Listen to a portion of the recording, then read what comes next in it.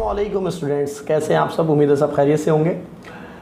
Students, अब हम बात करेंगे सबसे पहले अपने प्रीवियस क्लास के हवाले से कि जिन बच्चों को जो टॉपिक समझ में नहीं आया था, तो सबसे पहले मैं उन टॉपिक को समराइज़ करके आप लोगों को पहले समझा दूं, उसके बाद फिर हम आगे टॉपिक पे फॉरवर्ड होंगे। तो हमने लास्ट क्लास में सबसे पहले प्लॉटर के बारे से स्टडी किया था कि प्लॉटर क्या होता है। तो उसके बारे में मैं आपको बता दूं कि प्लॉटर बेसिकली हमारे पास वो आउटपुट डिवाइस है जो कि हमें ग्राफिकल डाटा, ठीक है, पिक्चर्स डाटा, मैप्स वगैरह ये सब प्रिंट करके देता है।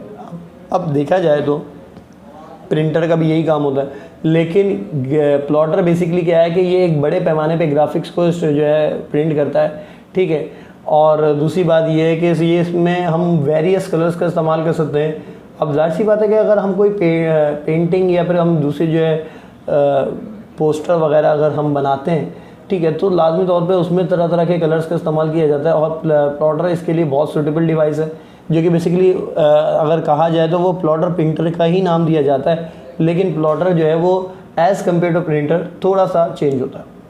इसकी दो टाइप्स होती हैं, फ्लैट बेड प्रिंटर और drum plotter, flat bed plotter और ड्रम प्लॉटर। हमने वो भी बात स्टडी की थी। अब हमने उसके बाद बात की थी माइक्रो फिल्म्स की। तो माइक्रो फिल्म्स हमारे पास क्या होती है कि जिसमें हम इमेजेस को सेव कर लेते हैं। जैसे कि मैंने आप लोगों को बताया था कि हमारे पास कैमरा में जो रील वगैरह हुआ करती, तो हम उसको माइक्रो फिल्म का नाम दे रहे थे।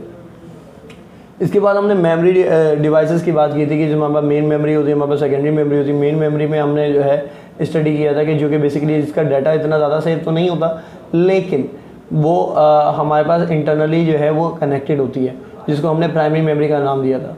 जिसमें हमारे पास सबसे पहला नाम आया था रीड ओनली मेमोरी और उसके बाद रैंडम एक्सेस मेमोरी। तो सबसे पहले हम रीड ओनली मेमोरी को जो है वो स्टडी करते हैं। तो सबसे पहले क्या है कि ROM is memory that can only be read, यानी रोम रीड ओनली मेमोरी, जिसको सबसे पसंद हम स्टडी कर सकते हैं, जिसको हम देख सकते हैं, जिसमें डाटा सेव देख सकते हैं, लेकिन उसमें एडिटिंग नहीं कर सकते। It does not allow to be written all into, यानी उसमें हम एडिटिंग नहीं कर सकते, दोबारा राइट नहीं कर सकते। The data and instruction in a ROM are stored at the time of its making and is permanent in nature। यानी जब ROM बनाई जा रही होती है तो उसी वक्त डाटा को स्टोर किया जाता है और इसकी नेचर ऐसी होती है कि वो हमेशा परमानेंट रहता है, वो फ़ौरन इरेज नहीं किया जा सकता।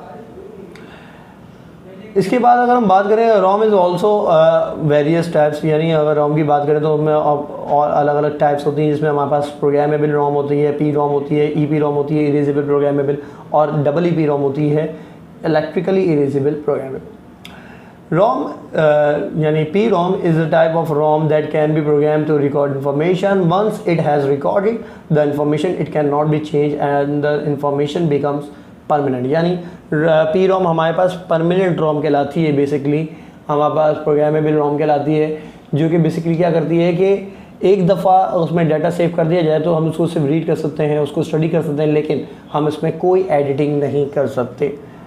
इरेजेबल प्रोग्रामेबल रोम यानी E P ROM is the another type of ROM that can be erase and reprogram to recall information. Basically क्या होता है कि ई पी रोम में हम डाटा को इरेज कर सकते हैं। तो यहाँ पे बच्चों के जहन में एक सवाल आएगा कि सर हमने पहले ये बात स्टडी की थी कि रोम में इरेज नहीं कर सकते, लेकिन अब इस तरह से कैसे कर सकते हैं। देखिए, इरेज तो हम कर सकते हैं, लेकिन उसकी नेचर फिर वो नहीं रहेगी, या ये कहा जाए कि उसकी स्ट्रेंथ फिर वो नहीं रहेगी। इसको हम इरेज, इसका जो डाटा करते हैं वो अल्ट्रा वायलेट रेज वगैरह या फिर हम दूसरे इलेक्ट्रिक शॉक्स वगैरह से कर रहे होते हैं, और उसके बाद फिर वो रोम इतनी कमज़ोर हो जाती है। लेकिन रोम की जो बेसिक नेचर है वो ये है कि हम जो है उसमें डाटा को इरेज नहीं कर सकते।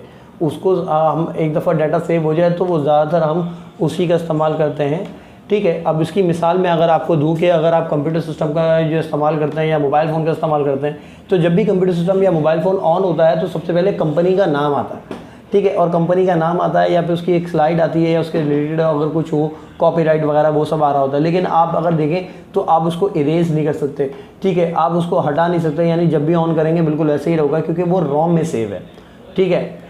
अब हम बात करेंगे, हमारे पास तीसरा नाम आता है electrically erasable programmable read only memory, ठीक है। It can be erased and program using electric signals, यानी इलेक्ट्रिक शॉक्स दिया जाता है और उसके बाद फिर उसमें से डाटा को इरेज किया जाता है। तो उम्मीद है आपको आज का टॉपिक समझ में आया होगा, और इंशाल्लाह फिर नेक्स्ट क्लास में हम जो है वो रैंडम एक्सेस मेमोरी और रैम के हवाले से हम डिस्कस करेंगे। Thank you so much. अल्लाह हाफिज़।